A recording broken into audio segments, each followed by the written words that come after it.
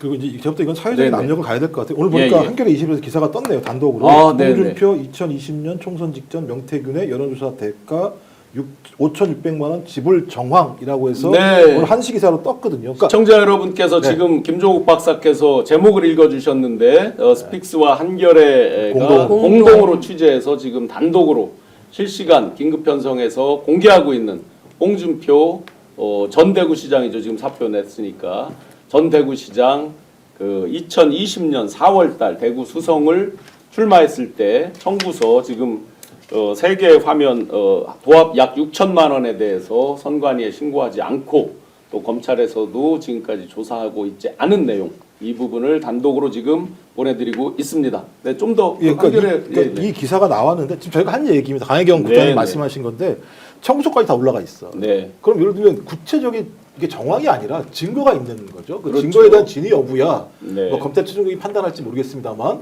이게 나온 상황이라고 한다면 당연히 검찰은 이 부분을 수사를 해야 되는 거죠. 네. 그리고 강혜경 국장님 말씀대로 다 가지고 있는 거잖아요. 이게 무슨 맞습니다. 새롭게 등장한 게 아니라 맞습니다. 이미 다 알고 있는 사실을 지금까지 그냥 가만히 묵혀두고 있었다는 거지 않습니까? 그럼 네. 묵혀뒀을 때에는 이유가 있을 거잖아요.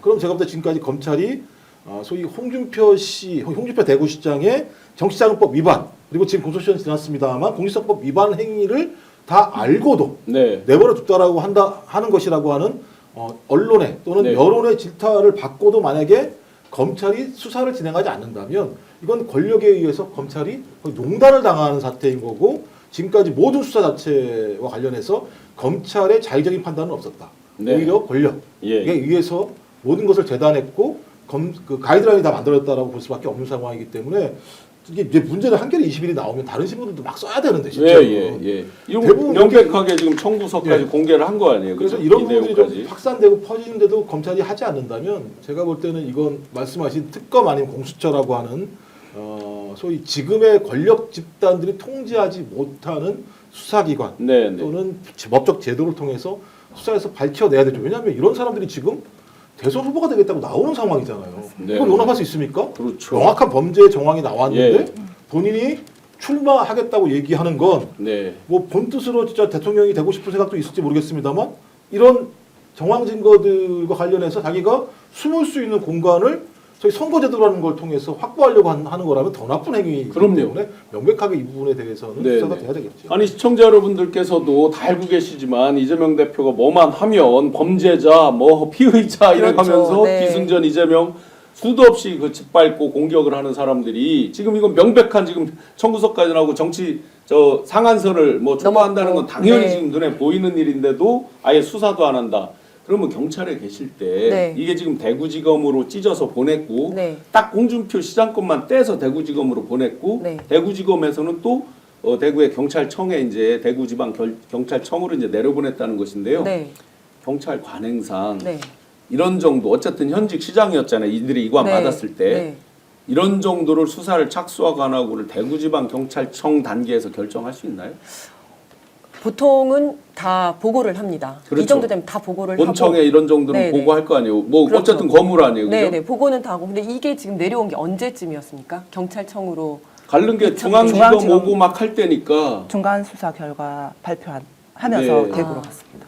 몇 달 안 됐죠. 상당- 한 석 달.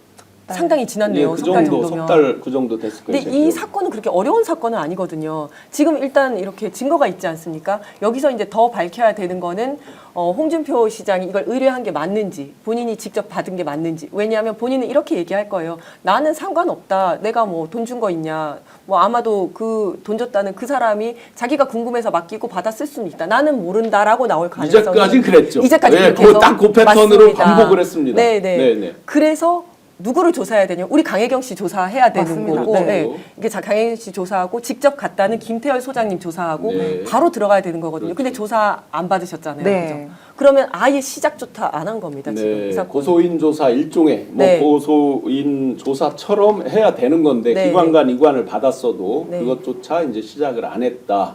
지금으로서는 그렇게밖에 안 보입니다. 아예 시작을 안 했다. 왜 안 할까요? 진짜 이게 그 정도로 보이지 않는 손해. 야 그러면 윤석열, 김건희, 홍준표가 밀월 관계가 됐나 그 사이에?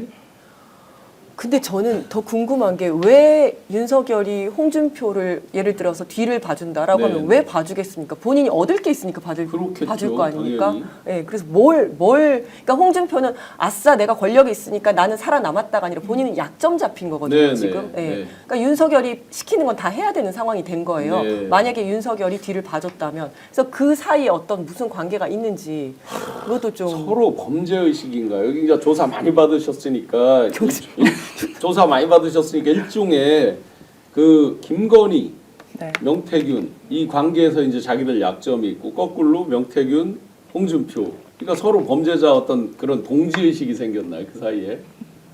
참 이상하네요 정말. 그러니까 명태균 입장에서는 둘 다의 약점을 다 짚고 있지 않습니까? 예, 그 약점을 양측을 저도 다. 알고 있고 예. 일부 지금 오늘 청구서 같은 경우도 저도 홍준표의 약점을 잡고 있는 거거든요. 네, 직접 네. 받아봤다는 것도 제가 증언을 할 수 있는 부분인지라.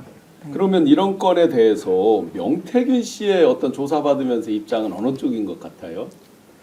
홍준표 관련해서 조사를 받았는지까지는 정확하게 모르겠습니다. 만약에 명태균 씨가 홍준표 조사를 받았다 하면은 검찰이 저를 또 불렀을 것 같거든요. 크로스 대조를 체크를 하기 위해서. 해보겠죠, 네네. 당연히. 네. 근데 그 뒤에 홍준표 관련된 조사를 받은 적이 없기 때문에 예. 명태균 씨도 오세훈까지만 조사를 받은 것 같습니다. 네. 제가 느끼기에는.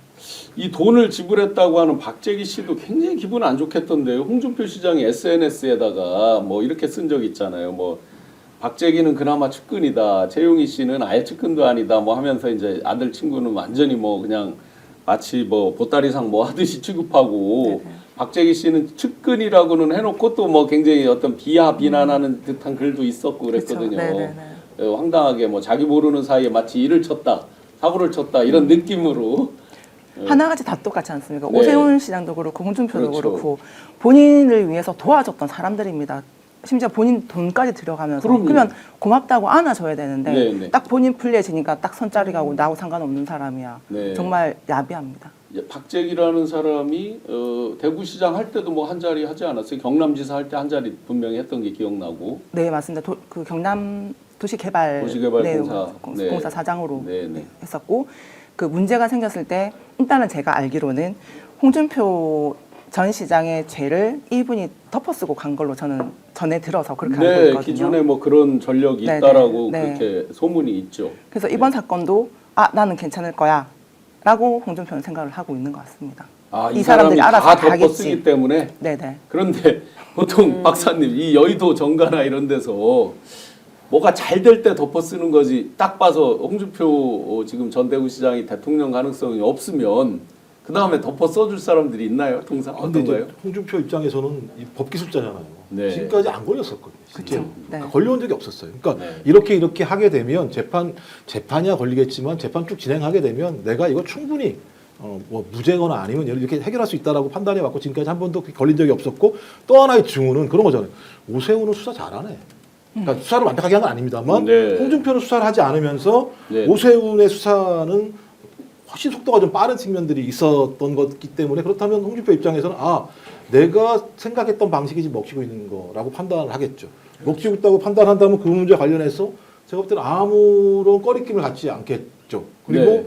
기존에도 마찬가지입니다만 아까도 말씀드렸던 것처럼 내가 대선 후보로 나온다거나 네. 아니면 당대표가 된다면 그런 지금 나경원 빠루 사건 가지고 6년째 지금 뭉개고 있는 아직도 상황이거든요. 그렇죠. 네. 그럼 제가 볼 때는 그런 걸 잘 아는 상황이라면 검찰 자체가 소위 이 진보 정권하고 가깝지 않은 거고 네. 그다음 보수 정권하고 친화력이 있으면 정권을 뺏긴다고 하더라도 그 시간 동안 계속 유지를 상황을 갖다가 하게 되면 된다라고 하는 이런 자기가 지금 경험했던 어떤 노하우를 가지고 있다는 생각이 들기 때문에 전 그런 측면으로 가고 있다는 생각이 들고 그걸 차곡차곡 확인하고 있는 거잖아요. 네. 나한테는 수사가 안 되는 게 확인되는 상황이기 때문에 근데 이제 이렇게 강혜영 국장님 같은 분들이 이런 걸 갖고 나올지를 본인은 생각하지 생각하지 네. 못했던 측면이 네. 있었겠죠. 네. 하지만 세상이 바뀌고 많은 국민들이 이제 알았기 때문에 저는 이런 국민적 압력을 이기지 못할 거라 생각이 들기는 합니다. 그리고 이렇게 해서 법망을 벗어난다고 한다면 대한민국에서 어느 사람들이 법을 믿고 살아갈 수 있겠어요? 좀 그런 측면에서는 강혜경 국장님이 마지막 그런 고통을 받는 분이었으면 좋겠다는 생각이 들어요. 오늘 방송 어떠셨습니까? 마음에 들었다면 구독, 좋아요로 스픽스를 응원해 주십시오. 여러분들의 구독, 좋아요는 가장 큰 힘이 됩니다. 스픽스 구독, 좋아요.